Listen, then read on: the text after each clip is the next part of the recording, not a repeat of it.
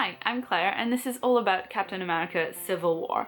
I saw the film when it first came out in the UK, so I've had a couple of weeks to kind of mull over the events and kind of think about it as a movie itself and also as part of the larger franchise of both Captain America and the MCU. I'm not a film critic. This isn't going to be like a film review. I just want to talk about opinions that I have and feels that the movie has given me. Spoilers, they are going to happen in this video. Thing is, this was one of these movies that when I was watching it in the theater, I really enjoyed it. It was full of action, it had some great lines, we laughed a lot in my theater. It was a good movie, but ever since I've seen it, I can't stop thinking about it and picking it over in my mind, thinking about the things that they could have done differently and about the things that to me felt a bit rushed or felt like they didn't make any sense in retrospect, which for me is the sign of something that I really like. I don't get this meticulous and picky about things that I don't like. Without further ado, feelings on the movie itself. When I was in the theater on the night, I really enjoyed this film. I thought the action was great. The film, even though it was quite long, didn't really feel that way. I was impressed by how they handled the very large cast of main characters and kind of gave a little bit of time to each character to give them a little bit of characterization, and I thought that in that aspect particularly they were a lot more successful than Avengers Age of Ultron, which I thought was kind of iffy in terms of the characters. Speaking of characters, what I really enjoyed was the introduction of Black Panther. I thought his character was done really well, and he had a very full arc from the death of his father to him being made king and kind of taking up this mantle of revenge, and how this idea of taking revenge is going to change for him through the movie as he kind of discovers the truth, and how the revenge for him isn't something that is about kind of just taking someone out. It's about justice, and you see that at the end when he chooses not to kill Zemo or not to let Zemo kill himself. I also find it very interesting that he's one of the very few characters who's able to make the difference between the Winter Soldier and Bucky explicit. He's able to say, this is not the same person, this is a victim who needs our help. And even though a lot of other characters like kind of talk about the Winter Soldier as if he were different, apart from Steve, the Black Panther is really the only one who's like specifically saying this is a person we need to take care of. And I thought that was really interesting. Like, his character seems to be the only superhero in the lot who's actually like legitimately thinking before punching things, so that makes me look forward to his movie quite a bit. The other character thing that I really enjoyed was the ambivalence of Black Widow. Even though she's aligned herself with Tony supporting the Sokovia Accords, she will take her decisions according to the situation at hand, and she is not going to let Team Cap versus Team Iron Man, she's not going to let that kind of skew her moral compass. So if she thinks Steve actually needs to get out of here, she will help him get out of here, which I thought was quite interesting. Also the fact that she won't fight Hawkeye, and also obviously the fact that she then leaves after an altercation with Tony Stark, who really acts in a very Tony Stark way. I'm not like the biggest Tony Stark fan. Other notable additions in terms of secondary characters were Ant-Man and Spider-Man, and I know that a lot of people have raved about Tom Holland's Spider-Man and how great he was and how close his portrayal was to Spider-Man in the comics. And I have to say, for me, as someone who's never read a Spider-Man comic because I didn't read US comics when I was growing up, we had a whole different slew of like super famous characters in the kind of like French tradition of bande dessinée, but I never read these American comics when I was growing up, so like Spider-Man for me is just another superhero and I don't have that emotional attachment. So for me, when the Spider-Man bit of the movie started, it really just felt like very abrupt. Suddenly we cut to Queens, and for me I was just like, why are we cutting from like the main story to go to something completely different? I understand that they have a movie that they want to promote, but I kind of think that Spider-Man is like well enough known of a character that they didn't need to do that. It felt really, really weird to me. I liked Spider-Man in this movie. I thought he was funny, but honestly I could have done with his introduction being just as short as Ant-Man's, because I just think that this was a movie that was trying to do way too many things with the time that it had. The reason it annoys me that they spent so long on Spider-Man is because I actually think that there are several plot things that didn't really work for me, didn't really make sense. First, the Sokovia Accords. It's a good conflict because it pits characters that we like against each other. The problem with the Sokovia Accords is that the idea that the UN is going to dispatch the Avengers when there's a problem so that we don't get another New York, another Sokovia, another Lagos, it makes no sense, because surely the UN would have sent the Avengers to New York because there were aliens in the sky. The UN would have sent the Avengers to Sokovia because there was a giant city floating out and reactor core and things.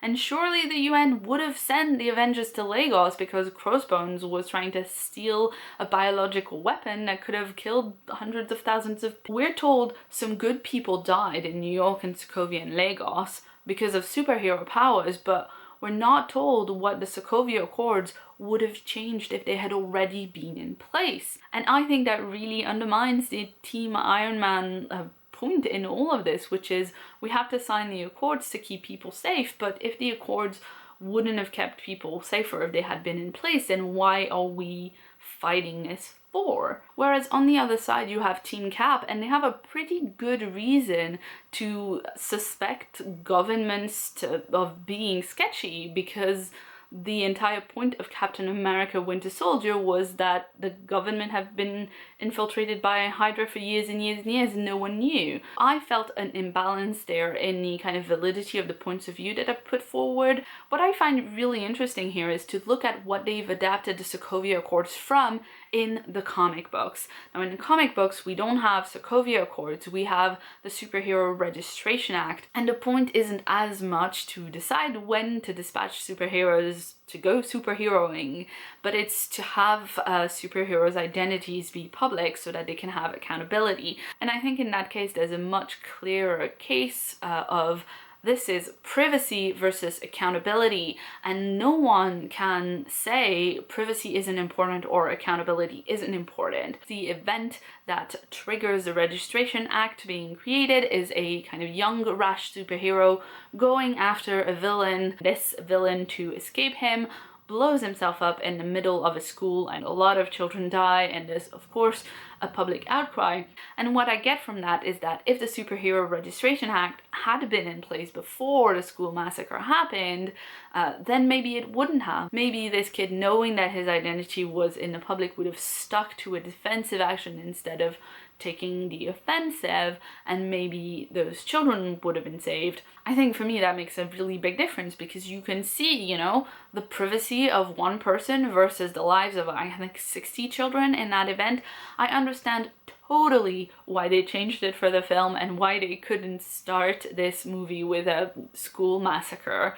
At the same time, I wish that they'd kind of kept it to something that was more about privacy and accountability and a little less about like being a government weapon, almost being at the beck and call of a government, because I thought we'd established pretty well in Captain America Winter Soldier that they weren't really willing to do that anymore. At least Steve and Natasha weren't really willing to do that anymore, because you've got this hearing at the end of Winter Soldier when the Black Widow just clearly tells everybody, just no, we're not doing this on your terms anymore, we get to decide. And so it felt like a weird reversal to have anyone even like consider that government oversight of that kind of magnitude would be an option. I also thought that the bad guy plan was a bit weird in this. All of it seems a bit strange and out of order for me, because if Zemo's plan was all about the death of Howard and Maria Stark, like it seems at the end when he turns around and goes, aha, my plan was for you to fight, and that's what they're fighting about. But Zemo couldn't have known that, because he finds that out after he starts going after the Winter Soldier. So Are we saying that his whole plan was to go after the Winter Soldier and maybe find a thing that would help him with his plan of having them fight against each other? Or are we saying that his whole plan was just to control the Winter Soldier so that he would kill loads of people, and somehow Zemo knew ahead of time that Captain America would take Bucky's side and defend him to that lengths that he did in the movie? That seems like a really, really sketchy plan, because if not for Steve and Bucky's friendship and like really strong relationship in the previous two movies, then there would be no way that anyone would defend the idea of breaking the Winter Soldier out of jail, because even though there's a person in there and there's someone that deserves to be saved and protected from being made into a murderous weapon, there is still the possibility that loads and loads of people might get killed. Was Zemo's plan originally to release the Winter Soldier so that he could kill Captain America? Because if that's the case, we're not told that. It seems really weird, especially when they've added the red herring of the extra pouches of super soldier serum and the other super soldiers. It seems way too convoluted for me, and especially again in a film that was trying to cram so many things in the one film. I think the thing that disappointed me the most about this entire movie in retrospect is how they've handled character relationships, because even though they did a pretty good job introducing all of the characters and giving them a little bit of time and making sure we know who they are, the Captain America franchise is all about really strong relationships between amazing characters. We have Captain America, the first Avenger, and we spend so much time on the incredibly strong bond of friendship and familial love between Steve and Bucky, and then we spend a good amount of time on this beautiful, tragic, romantic relationship with Peggy Carter. And then in The Winter Soldier, we spend a lot of time getting to know Sam Wilson as an amazing like new friend for Captain America, and he has this great working relationship with Natasha, and then of course the incredible amounts of angst of finding out that the Winter Soldier is Bucky, and that yes, there is something left of his friend in that super soldier assassin dude. And for that to all kind of come together into this third Captain America movie that really feels more like an Avengers movie or an Iron Man movie than it does a Captain America movie, it was really disappointing, because instead of having a strong focus on a few important relationships in someone's life, you have everybody being present, and it didn't feel really like Captain America's film. We kind of open with Cap, and we kind of, at the end of the movie, close in on Cap, Iron Man, and Bucky, and we have this kind of pretty important bombshell of Steve dropping the Captain America shield at the end, but there wasn't like a lot of development of those relationships, and what is there is really poorly developed compared to what they've done before in this franchise. The entire thing with Sharon Carter was really, really weird. It just felt pretty rushed to me. In Winter Soldier, I didn't get the idea that Steve was incredibly torn up and upset when Sharon wouldn't go out with him. He asks her out because she's his cute neighbor, and Natasha is trying to get him to ask people out, and he's trying to adapt to this new century. But when she says no, he doesn't seem like incredibly upset about it. And later, when he finds out that she's an agent, you don't have a really strong reaction from him. You don't have either, oh no, I'm so upset because I thought that this was a normal person that I could have a normal relationship with, that could be outside of the superhero thing, but she's actually working for S.H.I.E.L.D. And you also don't have this like, oh, this is amazing, she works for S.H.I.E.L.D., I don't have to hide who I am, and I can like share that part of my life with her, which would have made sense if that's the relationship that they wanted to go with, given that Steve clearly tells Natasha he wants someone that he has shared experience with. And I think it was pretty weird in Civil War to have this big revelation about Agent 13 that she is in fact Sharon Carter, Peggy's niece, at Peggy's funeral, and then right after that to jump into a relationship.